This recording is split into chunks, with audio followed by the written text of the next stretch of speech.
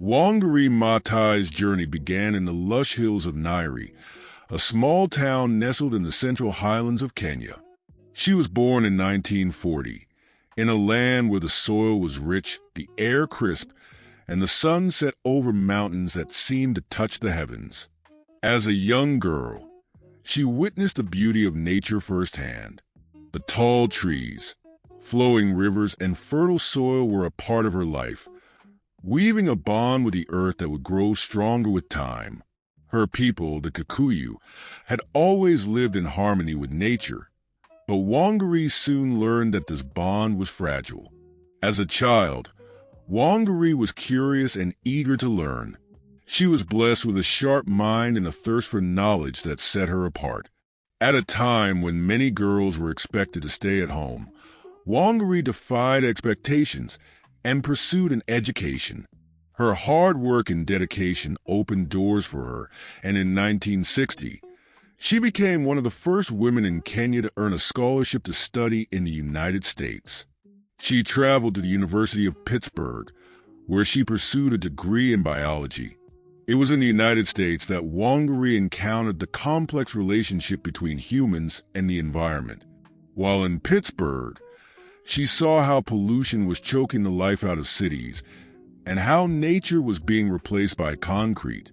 The stark contrast between her homeland, where the earth still held the rhythms of life, and the industrialized world left a deep impression on her. She realized that the health of the earth and the well-being of its people were inseparable. This realization would shape her path for the rest of her life. In 1966, Wangari returned to Kenya with a new purpose. She brought with her not only an education, but a vision. She took up a position at the University of Nairobi, where she became the first woman in East and Central Africa to earn a PhD in veterinary medicine. Wangari was not content with just academic success. She wanted to use her education to change the world. She understood that true change began at the grassroots level, and that the women of Kenya held the key to a better future. It was during her time at the university that Wangari began to notice the devastating effects of deforestation in Kenya.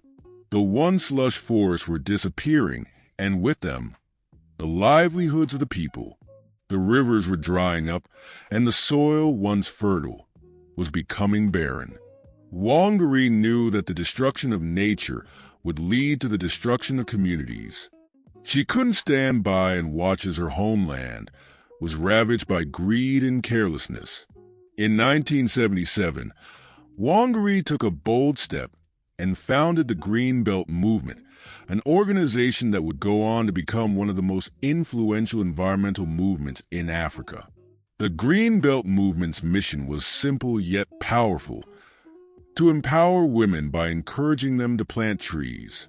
Trees, Wangari believed, were the key to restoring the balance between humans and the earth. They provided shade, food, and fuel, and most importantly, they helped restore the environment. The Green Belt Movement quickly gained momentum. Women from all walks of life joined the cause, and soon, millions of trees were planted across Kenya. These trees were not just symbols of hope. They were a statement of resistance against the destruction of the land.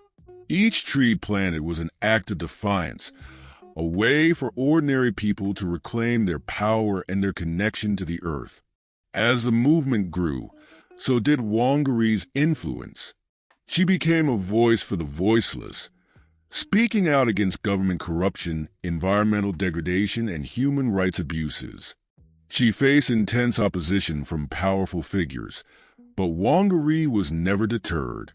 She knew that the fight she was engaged in was not just for trees, but for the future of her country, her people, and the planet. Her courage was unwavering, even in the face of threats and intimidation. In 1989, Wangari's activism reached new heights when she led a successful campaign to stop the construction of a skyscraper in Nairobi's Uhuru Park, one of the city's last green spaces. This victory made her a national hero, but it also made her a target. The Kenyan government, led by President Daniel Arap Moi, saw her as a threat. They tried to silence her with intimidation and arrest. But Wangari was not easily cowed. Wangari's message was clear. Environmental justice was inseparable from social justice. The degradation of the environment was tied to the exploitation of the poor and the disenfranchised.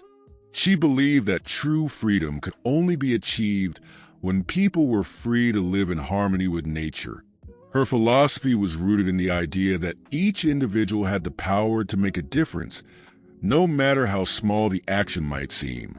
As her fame spread, Wangari became an international symbol of environmental and social justice.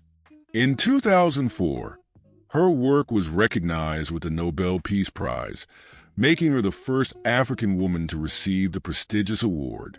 This honor brought global attention to her cause, but Wangari remained humble.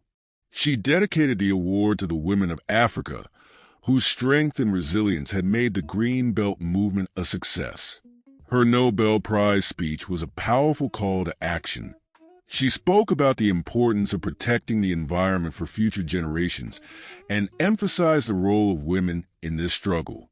When we plant trees, we plant the seeds of peace and the seeds of hope, she said. Her words resonated with millions of people around the world, inspiring a new generation of environmental activists. Wangari's work was not just about planting trees. It was about planting seeds of change. She believed that the fight for the environment was also a fight for democracy, equality, and human rights. The Green Belt movement became a platform for advocating for all these causes, empowering women and communities to take control of their futures. She believed that true development could only be achieved when people lived in harmony with the earth, and she made it her life's mission to spread that message. Throughout her life, Wangari faced numerous challenges. She was arrested, threatened, and harassed by the government, yet she never gave up. Her resolve only grew stronger with each setback. She knew that the fight for the earth was not an easy one, but it was a fight worth fighting. Her determination became a beacon of hope for countless people around the world who were fighting their own battles for justice and equality.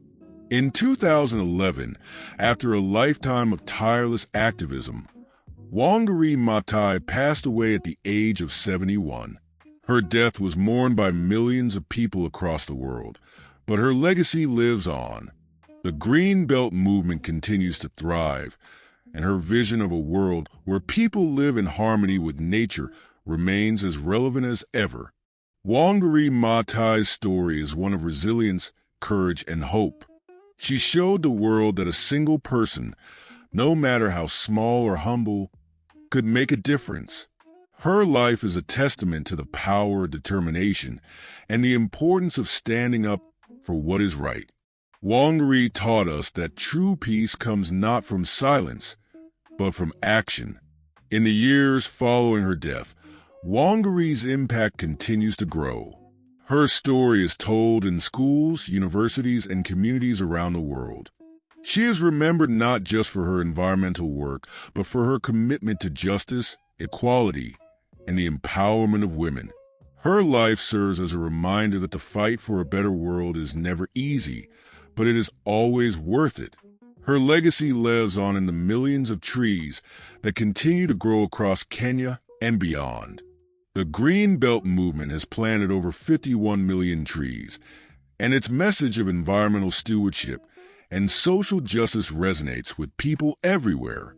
Wangari Maathai's story is a story of hope, and her example continues to inspire people to take action, no matter how small, to make the world a better place. Wangari Maathai may no longer be with us, but the seeds she planted continue to grow. The trees she planted will stand for generations to come, a living testament to her vision of a more sustainable, just, and peaceful world. And as long as there are people willing to take up her cause, Wangari's spirit will never fade. Her legacy is a reminder that every tree planted, every small act of resistance, and every step toward a better world counts. Wangari Maathai's life was a reminder that even in the face of adversity, we have the power to change the world. All we need is the courage to take that first step,